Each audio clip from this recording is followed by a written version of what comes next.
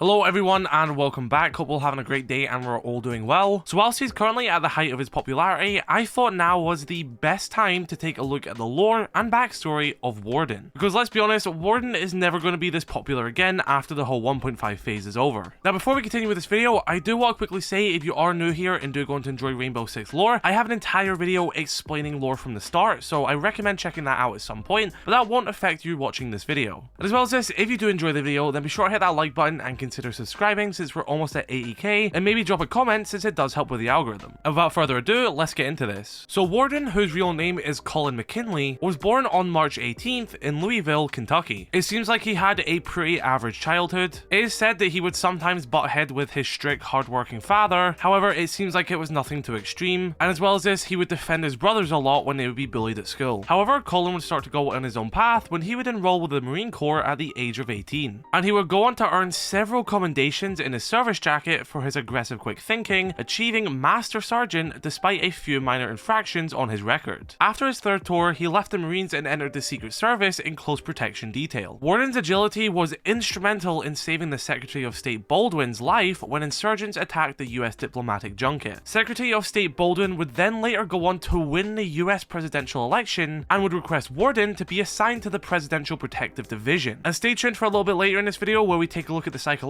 report, because we learn a lot more about that mission that took place and how Warden saved Baldwin's life. Over his Secret Service career, he would spend a total of over a decade in Washington itself protecting the lives of political figures. And Aurelia Arnault, who was the ex-director of Team Rainbow, would become the US Secretary of State underneath President Baldwin, so it wouldn't be crazy to assume that Warden and Aurelia crossed paths at some point, and that Warden was most likely protecting her as well. It is said that he is the most foremost expert in close protection detail, and with the end of President Baldwin's second term in office, Baldwin would give high endorsements for a transition into Team Rainbow. So with the President of the United States of America endorsing his transition into Rainbow, it was kind of hard for Harry to say no. And with first starting in the Marine Corps, then moving into the Secret Service, Warden would start a new chapter in his life, now serving in Team Rainbow. So that's how Warden made his way into Team Rainbow, and I think it is a nice little backstory, and stay tuned, there is more. We're going to look at the psychological report, which is going to give us a much deeper understanding of that backstory and Warden. But I really like that story, and I like how deep-rooted Warden actually is with like the US president and how high up he is. Because I feel like a lot of people will look at him in game and just see him as a Secret Service person. But when you actually look at his story and realize how important he is, it makes Warden that much cooler. He isn't just Secret Service, he was up there protecting the president. You know, Warden isn't someone you want to mess with. President Baldwin's also a really interesting character since he's also in the story of Aurelia, who was the original Rainbow director when Rainbow was first activated at the beginning of Rainbow Six Siege lore. Of course, Rainbow existed before that, but they were deactivated for a certain amount of time. We don't know why that happened. I have theories about that. I feel like Deimos is a big part of that story, but you know, that's theories for another time. That's a video for another time. But Aurelia was responsible for reactivating the team. I think it's quite cool that she would leave Rainbow to, you know, move into the office, whereas Warden would do the complete opposite. He'd leave Washington to join Rainbow. Now next we have the psychological report by Dr. Harry Pandey. Of course, when filming this video, Harry has already been eliminated by Deimos, but this was back when he was still active director, and there's a lot of very interesting stuff in this. And it reads as the following: I've learned to read between the lines, and when it comes to specialist Collinn Warden McKinley, that's where the real story lies. His role as a protector came easily to him between butting heads with his strict, hardworking father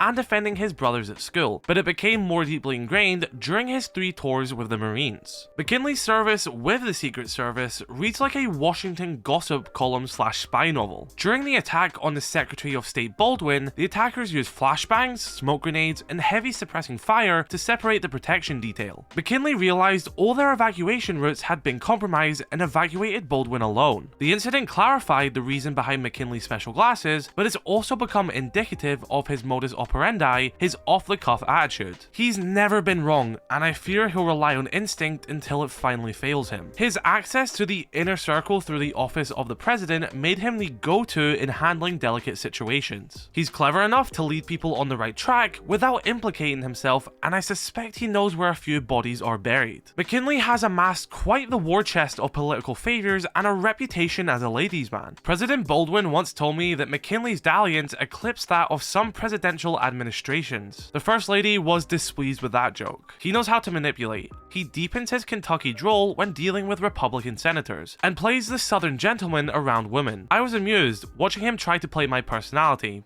but I play the game too. McKinley adores his team and he works well with others, but his connection to the Oval Office has instilled him with the sense of invulnerability. McKinley has made many enemies among politicians, businessmen, and lobbyists. He's a walking encyclopedia of their sins, and President Baldwin won't be around to protect him anymore. He's the sort of non-traditional approach we need to keep the military and law enforcement more agile and surgical. Someone who understands coordination on a large scale. Unfortunately, that means I owe President Baldwin a 25-year-old single malt scotch for recommending McKinley. He's insufferable when he's right. And that was Dr. Harishva Pandey, Rainbow director at the time, talking about Warden. It's little things like these which make me really want to see a Rainbow Six show, because you'll be seeing a lot of artwork throughout this video as well, showing Warden in the Secret Service, him with President Baldwin, I believe that's President Baldwin, as well as Harry, him in action. They look absolutely incredible. Like, imagine a small little series of just animated shorts, maybe they're only like 10-minute long episodes, but it shows the backstory of each operator in Rainbow. I can see something like that working really well on Netflix or something. As you see, there's some images of him as well, you know, sort of being a ladies' man, talking up a woman. Really cool concept art. Next, I want to take a look at a device evaluation on Warden's Glance smart glasses by director of R&D, Mira, and she says the following about him and his gadget. Specialist McKinley has been a nuisance. He keeps asking for different styles for his smart glasses, but I work on the lenses themselves. I don't do designer frames. Specialist McKinley's experience during the coordinated attack against the Secretary of State Baldwin was the catalyst for the first generation of his smart glasses. It was ambitious, and he must have pulled a few strings to get his prototypes built, but they lacked refinement, and their limited thermal capacity and polarized lenses still added more weight and thickness than necessary. Specialist IQ and I opted for a different approach, and we managed to construct digitally enhanced glasses. The principle is simple. The sensors scan the environment through smoke, digitally removing the occlusion, while a virtual retinal display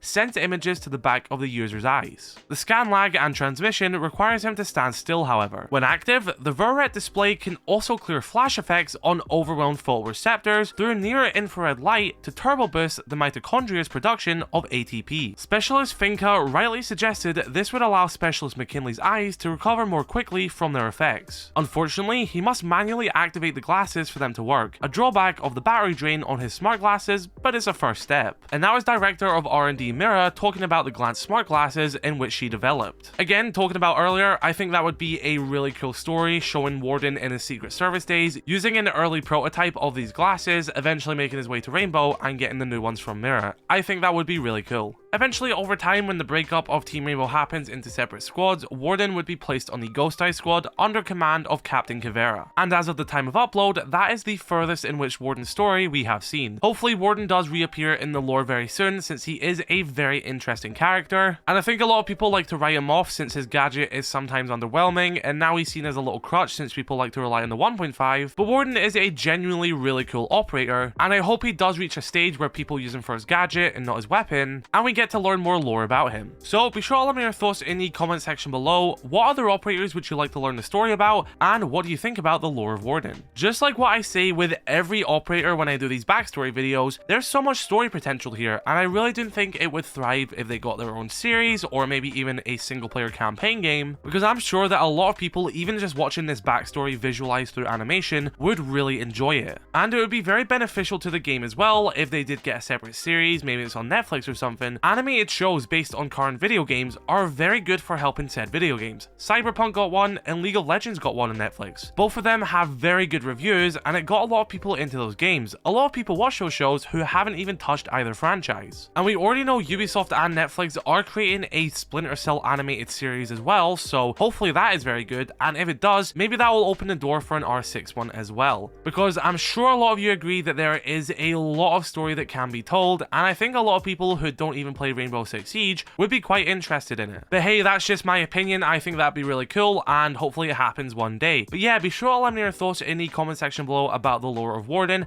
and Rainbow Six lore in general. Like I said, if this is your first time watching R6 lore, I have an entire video explaining the lore since the beginning of Rainbow Six Siege. And of course, the lore is still developing, so I have new videos coming out all the time with brand new pieces of lore and the progressing story as it happens. So if you want to keep up the story, then be sure to subscribe to the channel and turn on notifications for every time I upload. Have an incredible rest of your day. I love you all. Stay safe. Peace.